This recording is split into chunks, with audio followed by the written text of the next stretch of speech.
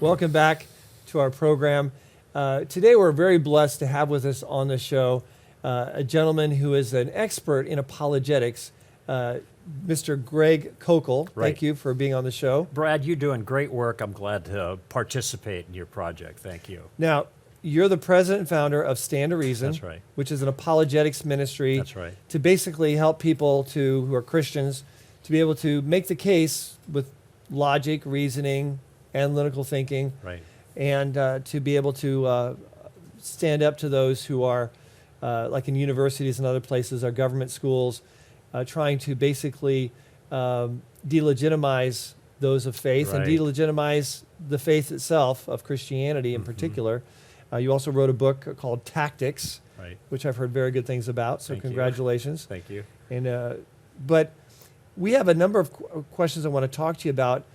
And the reason I'm having you on the show is because we had an episode of the Dacus Connection, and it's just been released. This latest episode, the last one we had, was dealing with a pastor from a different political perspective, and it was an interesting engagement, different racial and political perspective. He's a great friend of mine, Pastor Gail Oliver.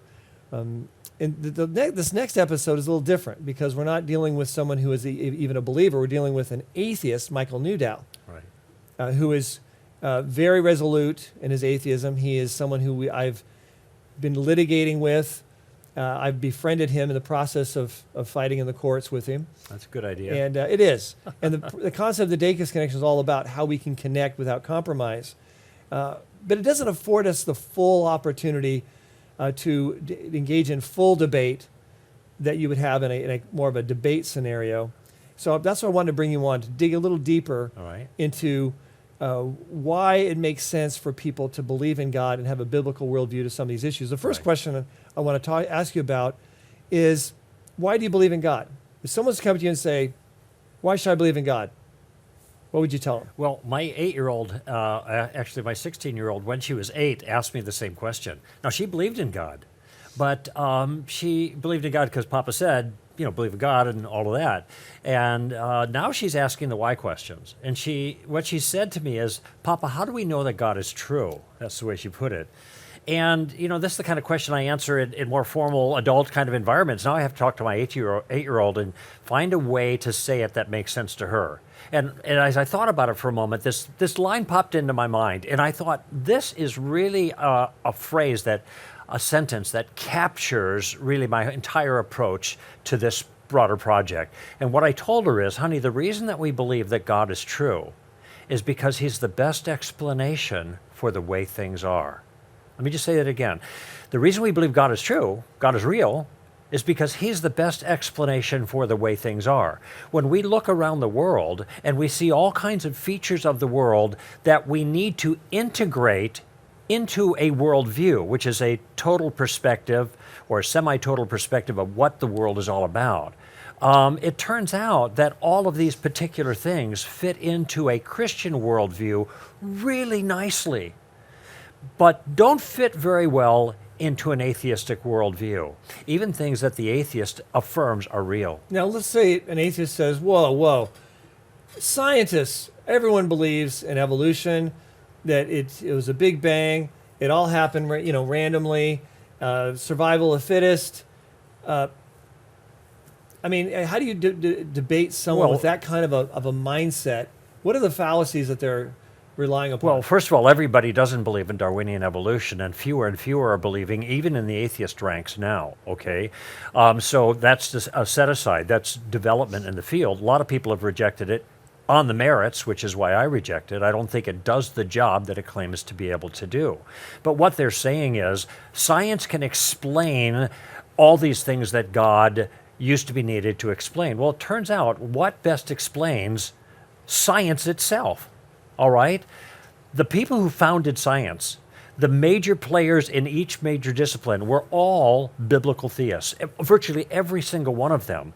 And this is important because they realized that the world was the kind of place that was organized in an intelligible way by an intelligible God, and that God had given us the capabilities to find out truth about the world that we could use to our benefit. Now, that fits perfectly in a Christian worldview, but an atheistic worldview, why should anything be reliable? Our senses, for example. Evolution doesn't choose for truth. It chooses for survivability. Those are two different things. Right. And also, I guess people, when they talk about the Big Bang, my understanding is... I have no problem with that, personally, because Okay. our story starts in the beginning, bang. You know, in the beginning, God created the heavens and the earth. There was when the universe wasn't, and then bang, God brought it into existence. Now, I know there's controversy among Christians about this, but I think it fits our story really, really well. And so it doesn't fit an atheist story, because the atheist has got to say that nothing caused everything, and that does not comport with reason or common sense. That's a very strong point. That outside our cosmos, arguably there has to have been something that initiated that Right. incredible release of massive energy and power, and then later mass. Yes, of So- course. Okay. The way I put it is a big bang needs a big banger. Yeah, Pretty very good. straightforward, you know. Very good, very good. And I know some famous atheists like Dawkins and others have really, I think one of his quotes I thought was really interesting before he passed was that looking at the evidence, and especially the universe, and the perfect rate of progression, and as we've learned more and more, it seems that he said that it is very difficult to say that there is no designer, that there is no God. He said, but because I can't believe in God, there's got to be something Sure. else. Well, There's got to be another explanation. Yeah. But they haven't found it yet, because the more and more science that comes out, the more it's disproved. No, I agree. What would you say about someone who has something that's tragic that's happened in their life? Yeah.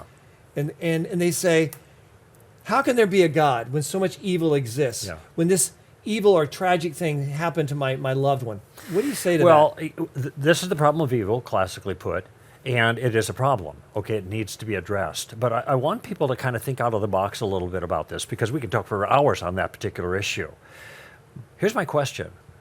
And this is approach that I take when I'm talking with non-Christians. It's the tactical approach, using questions to make your point or gather more information. And my question is, what's the alternative? Okay, now the reason this is an important question is most people go to atheism as the alternative. They say, okay, there's so much evil in the world, God can't exist, therefore there is no God. My point then is, all the evil that you identified in the world as a problem is still there. Now, as an atheist, how do you make sense of the problem of evil?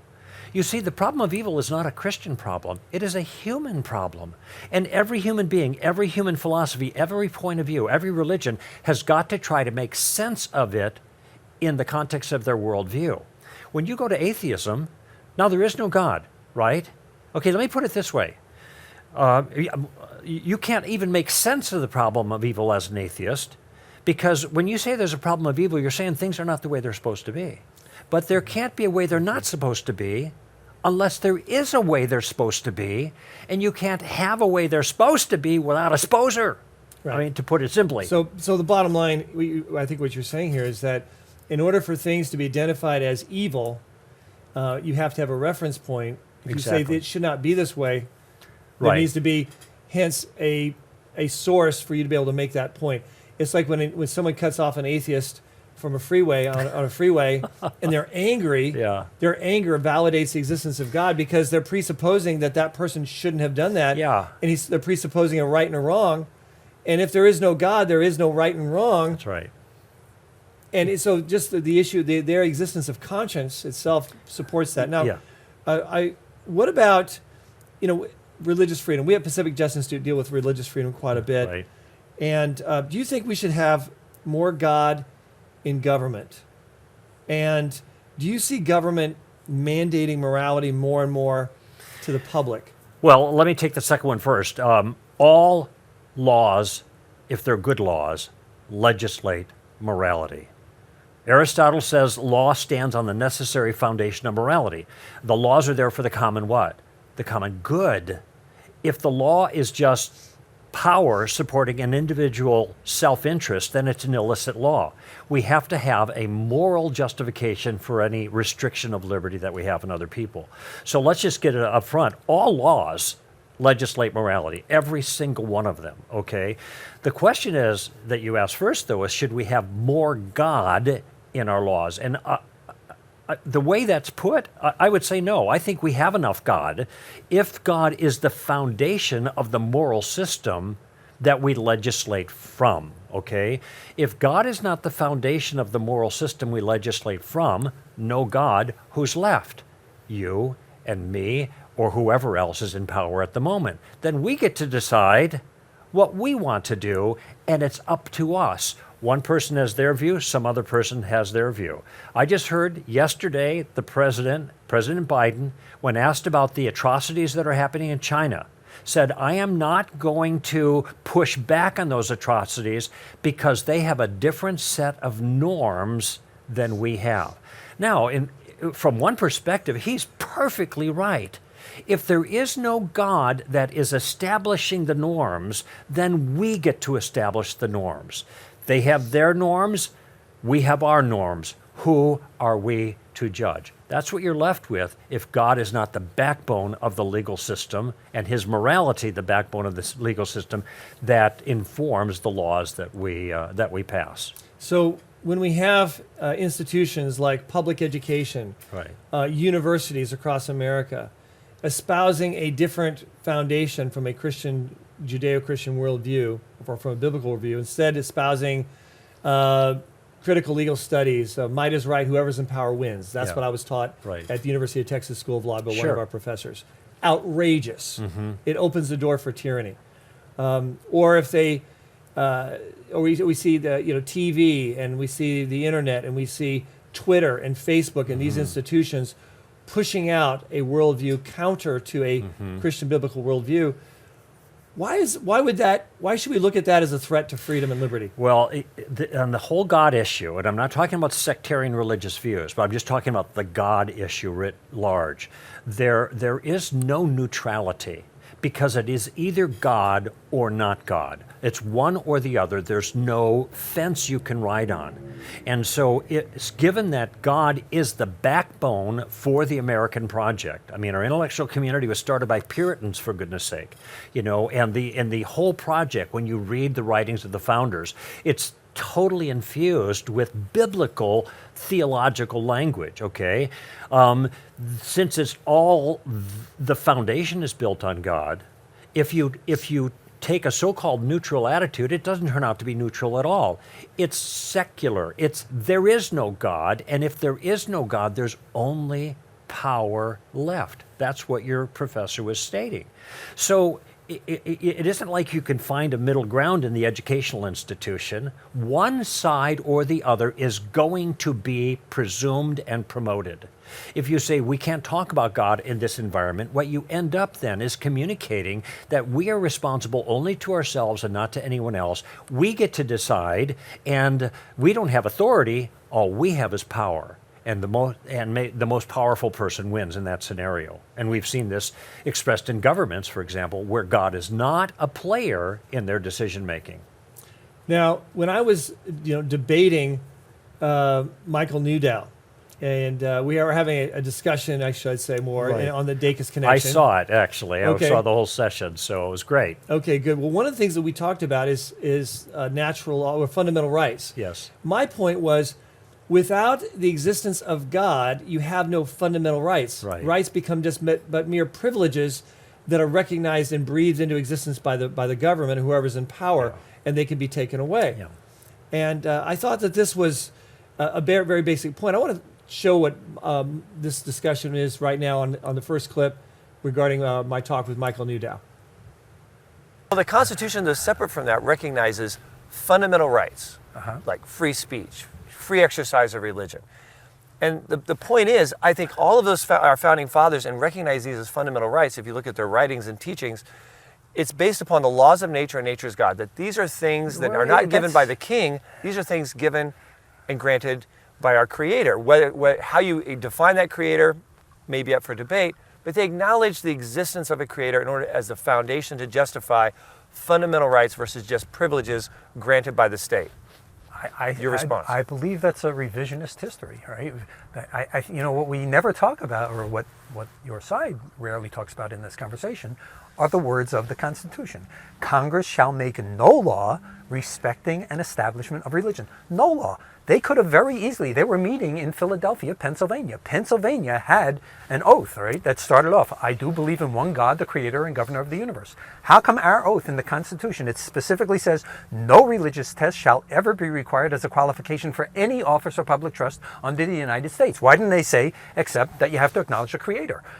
Why didn't they do that? They knew the English language. If that's really what they wanted, they very easily could have done that. So if you look at the words of the Constitution, there's nothing about what you're claiming. You're saying, well, I want to look at these people who own black people, who were all men, who all owned property, okay? And you say, and who all believed in God. And you say, all right, forget those three. That's bad if we only, give special favors for men and white people and property owners.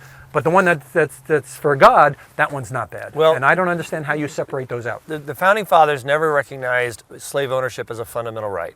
Some of these things you're talking about were not recognized as fundamental rights, but things that were recognized as fundamental rights was that Congress shall make no law respecting having anything to do with an establishment of religion generally, not a religion. Now, back then in the context though, based on the writings, there's significant evidence to point to the fact that they weren't just talking about just religion in general. It was like a religion. They didn't want to become like why England. Did they put in a religion? They didn't want us to become like the England and have the King's Church. They didn't want government favoring one Protestantism religion over another. Catholicism, which they very much did at that time. Okay, we hated Catholics. Our nation started with a hatred of Catholics. John Adams and George Washington signed, the Articles of Association, the free Protestant colonies. That was all over the place, right? So you can make the exact same argument, say they didn't really want Catholics to be equal. So we have another video and 4 questions. Welcome back. So let me ask you, Greg, fundamental rights. What impact would it have an impact on our society if people viewed fundamental rights as not coming from God, but rather just something that was announced by government? Sure. What impact would that have? They wouldn't be fundamental anymore. Fundamental means rock bottom, basic, foundational. They're before us, essentially. Keep in mind, any right that is given by man can be taken away by man too. And this happens all the time. In fact, part of what you're involved in, Brad, is protecting the rights that the Constitution says are given by God, and human beings are trying to take those away all of the time and set up a whole new set of so-called rights that they conjure up that end up interfering with the kinds of things that our founders thought were fundamental. Their wording was very careful in the Declaration. We believe that all men are created equal. By the way, if you get created out of there, you don't have equal, because there's no way that human beings are equal, any individual to another. Okay, if it's not this kind of metaphysical notion, this above the physical thing, and that they are endowed by their Creator with certain inalienable rights. Now, God gave them, that's why they're inalienable. If we make these human rights made by humans, they are no longer fundamental and they are no longer inalienable, and that's why they can be given or taken at a whim. And we see this happening all the time. Now, Michael Newdow also cited the Establishment Clause of Right. the First Amendment, saying that that the government, that Congress shall make no law respecting the establishment of religion. Strict separationist perspective is what he has. Yeah. What's your take on this? I mean, what would be your response to Michael's argument that you can't have "In God We Trust" on our currency, which we litigated and won? Sure. Okay, for Yeah, the record. well, but I how would think- you respond to him saying we can't have that because it's an offense to the conscience of the atheist? Right.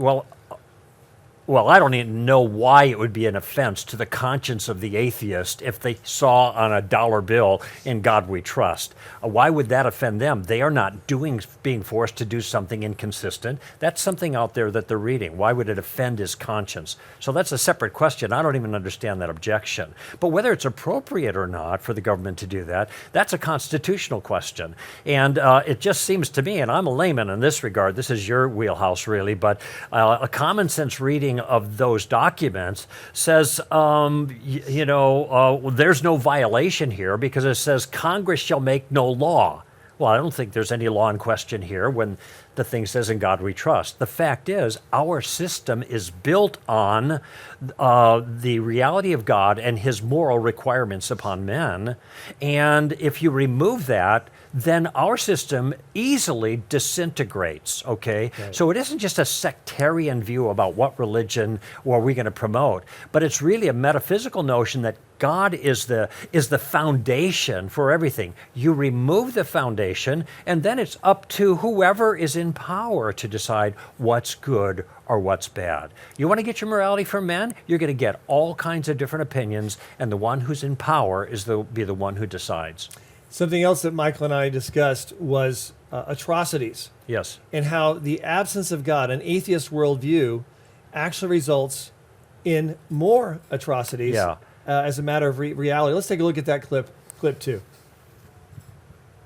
Michael, you have to agree, you have to acknowledge that religion can play a very valuable, positive role. Like, for example, in the Soviet Union, I mean, the greatest atrocities that took place in history as far as killing of massive people, the people who head up those governments, Adolf Hitler, Joseph Stalin, Mao Zedong, Pol Pot, these were people who didn't believe in God, believed they were the final authority. Isn't it actually healthy when it comes to recognizing fundamental rights of human dignity to recognize that there is something above man? Otherwise, these are examples where man, by his own arbitration, if he's the final authority, then we're actually inviting potential atrocities from a historical perspective.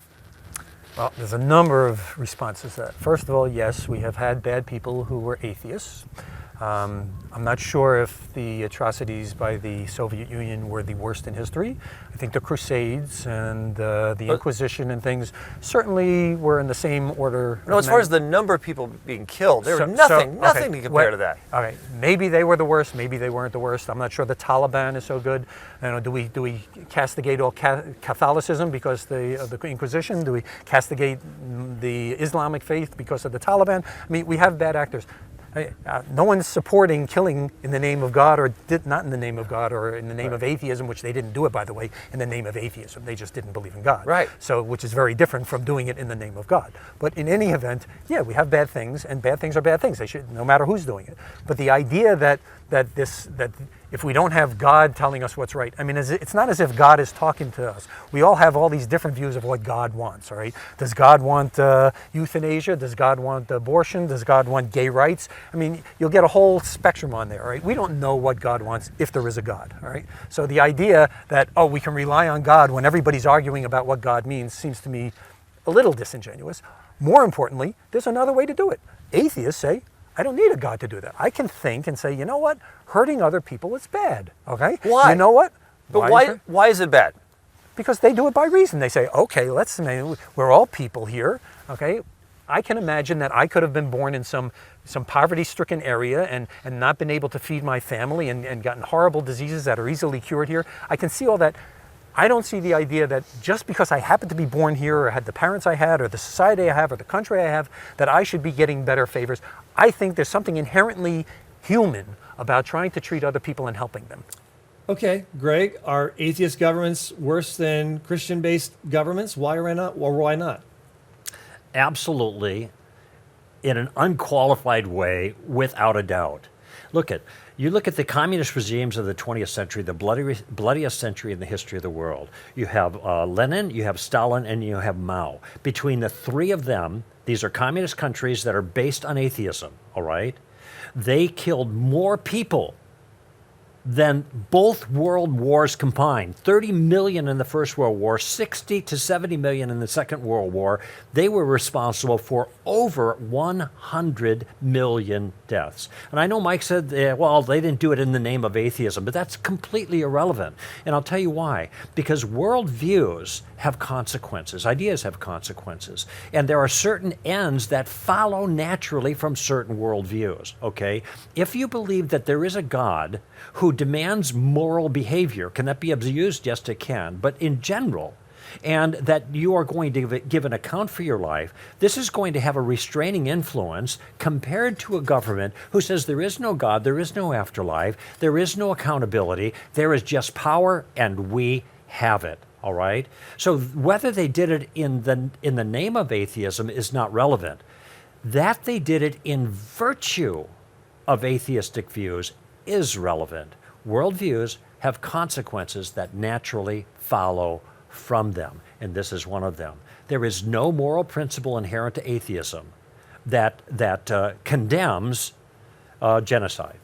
Yeah, I remember my professor was teaching all about, might is right, whoever's in power wins. Yeah. Afterwards, he was actually a Jewish professor with background, and I said, well, so you would invalidate the Nuremberg trials, Yeah. where the Nazi criminals were convicted, Yeah. because they were operating under the authority of the Nazi state. It's an excellent And example. his statement, his response was, I really don't have time to answer that, and he quickly ran off. That's And I right. told the other people in the class, I said, folks, if he doesn't believe it, why should any of us? Yes, right. They Right. I think deep down, they don't really believe it. Right, They that's believe in right. a right and wrong that they're held accountable to, but it's intellectually convenient, I think, for them to go the other way. Well, what Michael says is, well, reason can tell us. That's not the issue of how we know right and wrong.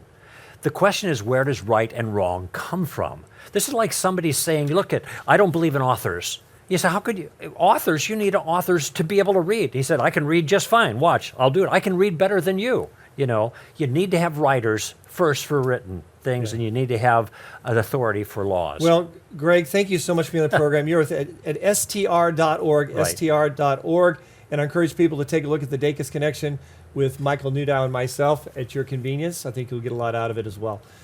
So, folks, there you have it. It's our God-given freedoms we're talking about.